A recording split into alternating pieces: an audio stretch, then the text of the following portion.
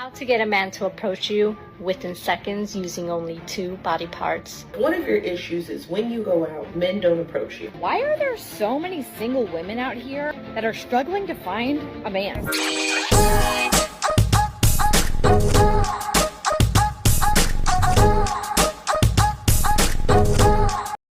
Guys, next time the woman you're talking to tells you that she only wants to be friends, you reply with, "Thank God that you said it first. I didn't want to hurt your feelings." It's time to give her back her self-confidence problems. Damn! This is how to get a guy to approach you at a bar. This idea came to me because I realized that staring at a guy or making eye contact wasn't enough to make him approach. So me and my friends, shout out to Kayla and Quanj, we came up with the Great Gatsby method. Okay, we know it well, Leo DeCap. This is what we are emulating. When you're making your eye contact, you do a little cheers. You can then take your drink back. You can keep eye contact, take a little sip. Make it your own. Make the Great Gatsby method your own.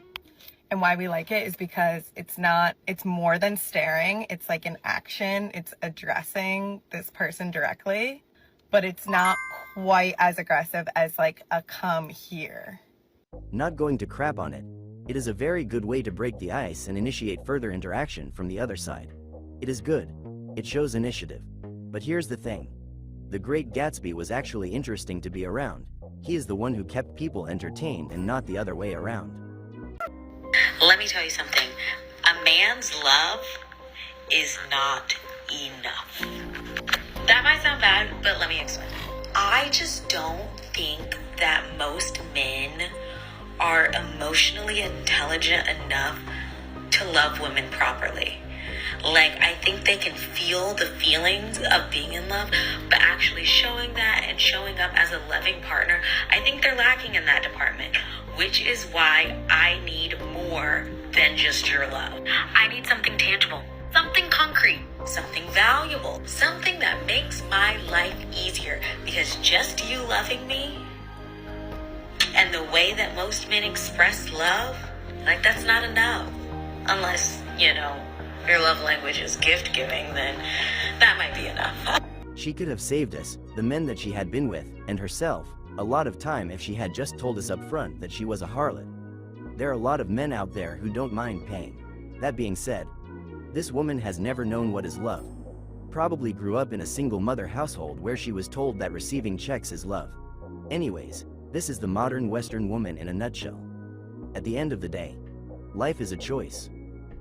Welcome to another fun-filled episode of Dating Sucks and It Makes Me Want to Drop Kick Someone in the Throat. Let's take a ride, shall we? So I'm officially done with dating apps. Yeah.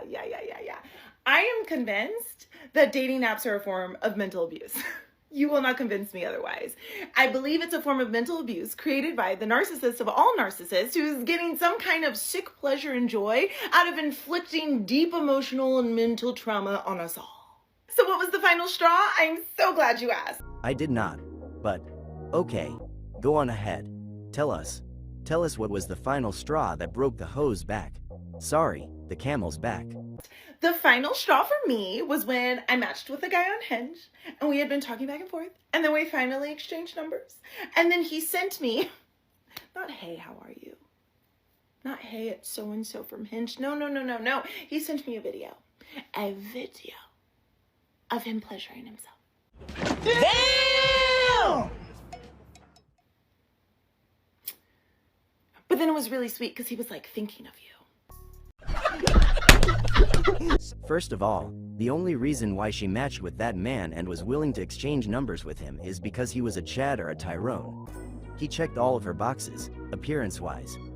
But unfortunately for her, Chad or Tyrone was on freaky time. I don't wish that on any woman. Nope.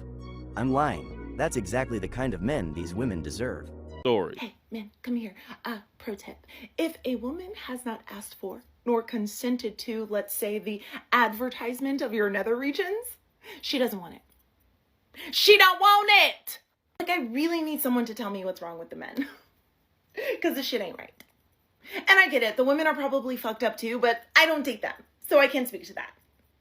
Anyways, Did y'all know Facebook had a dating app? Yeah, me neither. But apparently, since I'm a masochist and I love torturing myself, I downloaded it. Why did I do that, Paige? When will you learn? I will now be sharing with you the gems that Facebook dating has to offer. Come on. It'll be fun. First up, we have Audi, who apparently is taking a sabbatical from humanity, but needs a woman to have sex with. Next, we have Wilson, who comes out the gate with his transphobia front and center. Not cute, my guy. But my favorite thing about Wilson is that he doubles down. He then says, okay, sorry, but I'm fed up. If you all like me and can't keep a mofo conversation with me, do not, I repeat, do not like me. If you can't stimulate my mind, fuck off. And it's cute if you reply to this, just FYI, I could care less what you feel. Bye. This is just screaming a man I can be vulnerable with. A man who is just going to hold space for me and make me feel so safe. Okay. Next, we have John, who said, fuck a vaccination, get injected with some of this. Ooh, enticing. Also, subscribe to his OnlyFans. And apparently he's the GOAT. Of what? I'm not really sure. Probably being the biggest mistake you'll ever make. So, fun. So, yeah, this is why I don't do dating apps anymore. But unfortunately, there are so many. So if you want a part 2, let me know. Yep. She is crazy. In the beginning of her rant, she said that dating apps were a form of mental abuse. Personally, I will say that it is a form of drug, just like social media. And women know it.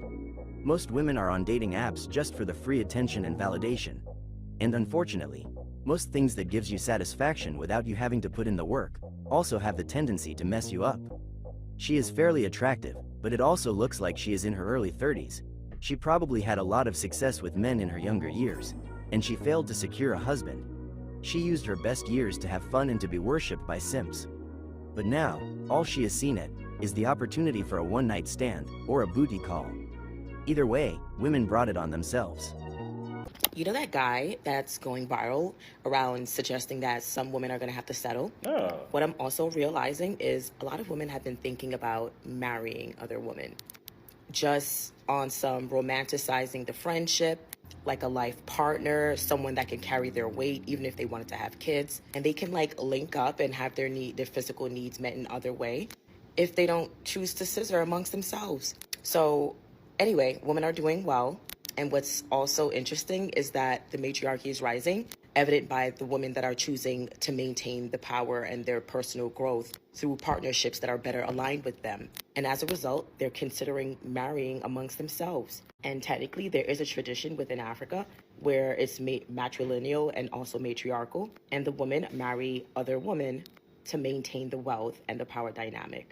So I say this all to say, I love this for us because settle where? What I'm realizing is that women are a special kind of stupid. 1. The reason why those women are choosing other women is because no man wants them.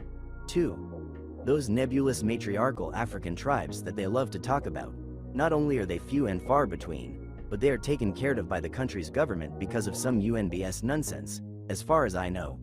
And 3. It is strange how all those women are choosing themselves, but they still choose to live in cities and metropolitan areas built by men. How about actually be strong and independent women, and go build your own things like the matriarchal African villages that these banshees love to talk about? They know that those villages are BS and they are just pulling out words out of their asses to get validation tokens from their retarded group members. They did not tell us that all of that, being my own person and I'm independent, would lead to separation, loneliness, celibacy, and lesbianism. They didn't tell us that if you give up the man, you're going to take one of these things and it's worse and it will destroy your nation. They made us think that it was some kind of glorified position to brag about the fact that I got my own job, my own credit card, my own car, so I don't need no man. Message going around the dating community implying that highly educated, well-paid women are less desirable to the average man. And I would challenge that to say that most highly successful women tend to find the average man less desirable, thereby rendering them less desirable to the average man. A friend of mine was in a break room at his job the other day listening to a group of successful women talk about what they look for in a man, and all of them pretty much much wanted a man who was doing better than them financially, and ideally a man that was doing better than them in every area of life. It was interesting because when he hears men talk about what they look for in a woman, it has nothing to do with her education, nothing to do with her finances, but everything to do with her character, with her beauty, with her ability and willingness to support him and submit to him. The thing about this conversation that we haven't discussed yet is who you become in attaining your success. If you could get the degrees, if you could get the bag, and you could still find yourself humble enough to support and submit to a man, even if he's not making as much money as you, then you don't fall into this category. But what tends to happen is we get the bag and we change the way we look at these men. No man wants to be looked down upon, period. You got the degrees, you got the bag, now you're trying to get the man, but you're coming into the relationship feeling as though you are better than him, and so why would you submit? That mindset is going to render you less desirable to any man. It's all a matter of morality.